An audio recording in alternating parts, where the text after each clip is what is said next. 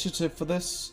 So I'm hopping pretty much straight into the fight at this point. I'm talking to Oliver here just before, and then he's teleporting me to the Reithwin Town Square, where we're going to be fighting him and his friends. I don't want to be attacking his bubble here, because that's going to be reflected to me. So if I deal damage, it's going to reflect a lot of damage to me, and that's not very favorable for me. So what I want to do is I want to focus the most dangerous of the entities, which is Mommy, who has a sleep spell, and the sleep spell is just a potential game ender if I'm not very careful.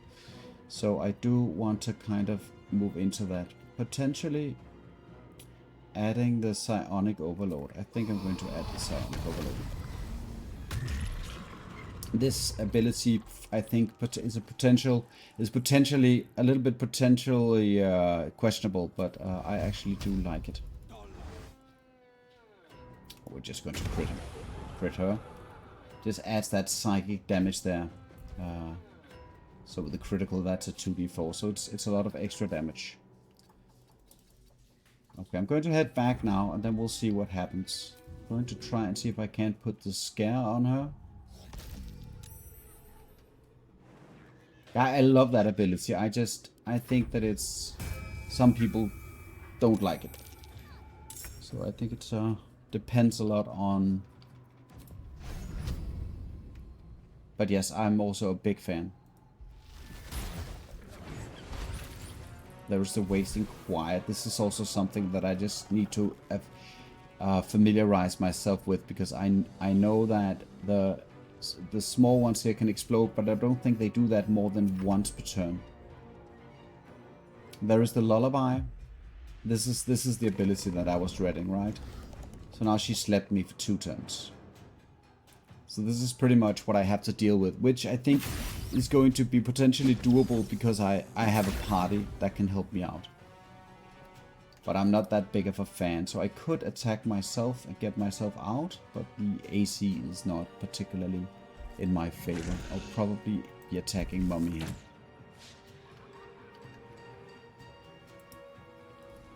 And she does want to do that twice, Mommy. So that's the fun part.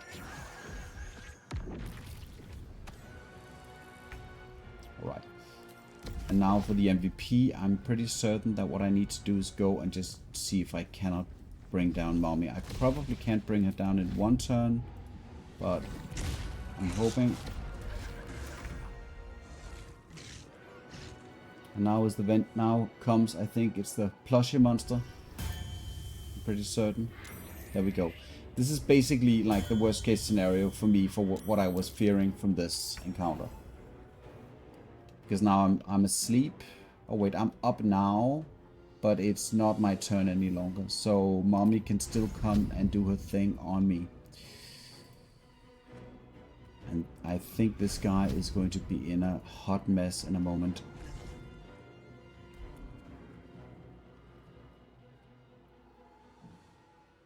This guy is definitely going to be in a hot mess. I don't know. I don't think this is not going to happen. It did happen. Oh my goodness. Jeez. So lullaby on the... Okay, there we go. That was the second slot that she had available to her. So now I get my turn back. I can do things. Hopefully I can pick it up from here. Hopefully I can pick it up from here. Just going to shoot. You know, if it hits, it hits. If it doesn't hit, it doesn't hit. And I forgot to drop the... I actually did get a turn, so I should have dropped the Moonlight Lantern.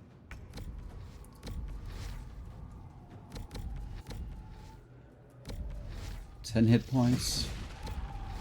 Prone, immune to prone, 3 hit points. She is just... So, we're going to position ourselves in a spot so that the Shadow Plush... I'm not quite sure if this guy actually wants to jump if he's faced with... He's not doing anything here. So, am I asleep again or not really? Oh, now we have our turn. Okay, that's something. Okay, so the Shadow Fiends are using Necrotic Claws. Necrotic Claws are 2d8 plus 3 plus 2d4 of necrotic damage, and I chose the Slashing Resilience, so that's good. But I'm still in a position where I have not done a lot, and I need to do a lot. So probably if I can manage to.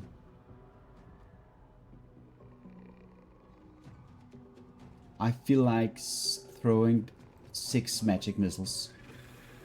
Or potentially a sunbeam. Probably a sunbeam. I'm probably going to take a small explosion. Is this...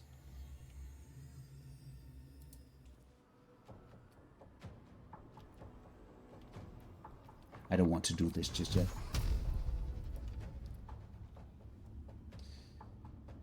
I don't think this is going to reflect anything, is it?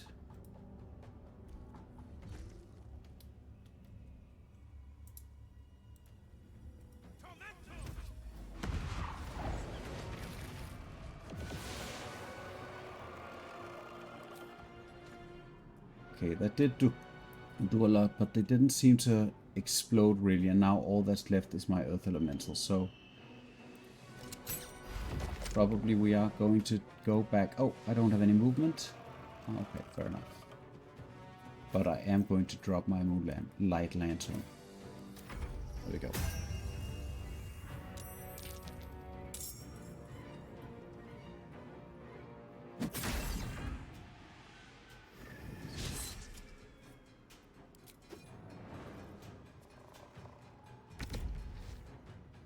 So I don't know if this is going to hurt him inside of the dome, so that's not going to work.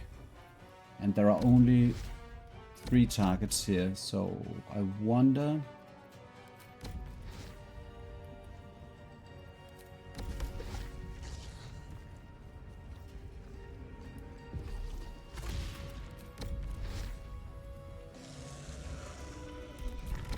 Still not very optimal.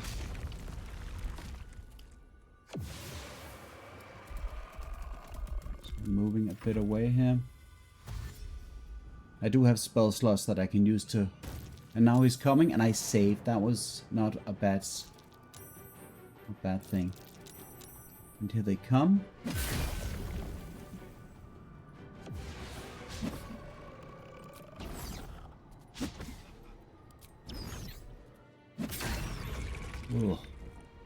Alright.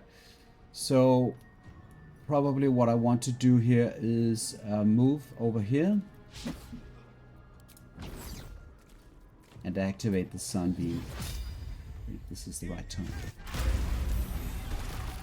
So he's taking a bit of retribution damage at various sources here, but now we're kind of down to, and what happened to the shadow plush?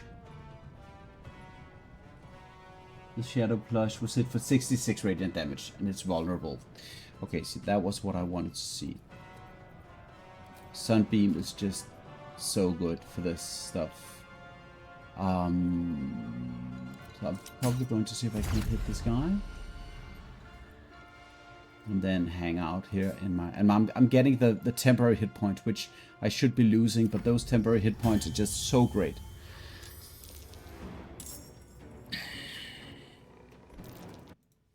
Yeah, that's the last round of... apparently a last round of friends. And I think this is where... Or maybe there are 2 rounds of friends. We'll have to see. I don't want this guy to die just yet. I want him to survive at least until I can resummon him. So if I go here...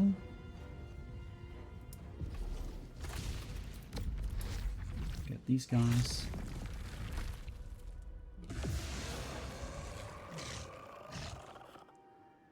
And it's just crazy that they deal this much damage, I have to say. Let me just see if I can't hide up here. Nope, doesn't seem like it. Or what? Oh, well, okay, it does seem like it. Okay. And then we'll see if we cannot take down Daddy. Almost take down Daddy.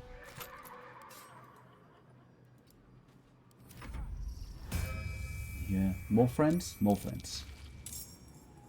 More friends.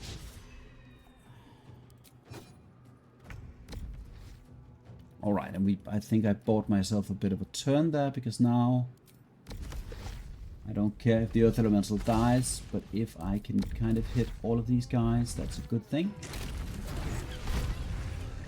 I think that's a decent position.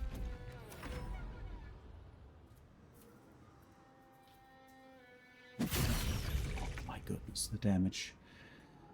Okay, we're just gonna take the attack of opportunity here. And this is where it's getting a little bit ridiculous. There was a life drain, which is not a major problem at this point, but like for the fiend warlock has a very, very strong ability where when you kill something, you get your level, which is level 10 for me, and your charisma modifier as a bonus hit point, temporary hit points, which would take me, once I kill something, in my case that would take me to 14 temporary hit points. Then every turn, that temporary hit point, because when I get my turn back, another thing happens, and that is the potent robes, which I'm currently using. And the potent robes has the well-liked and well-fortified ability built in, and that is simply overriding my temporary hit points from the fiend background. So that's really, I mean, that sucks a whole lot, because the difference between 10 HP and 14 HP and 4 temporary HP is quite large. So that is basically a major disadvantage of the potent ropes. Is that it? Why couldn't you just leave me That alone? is it.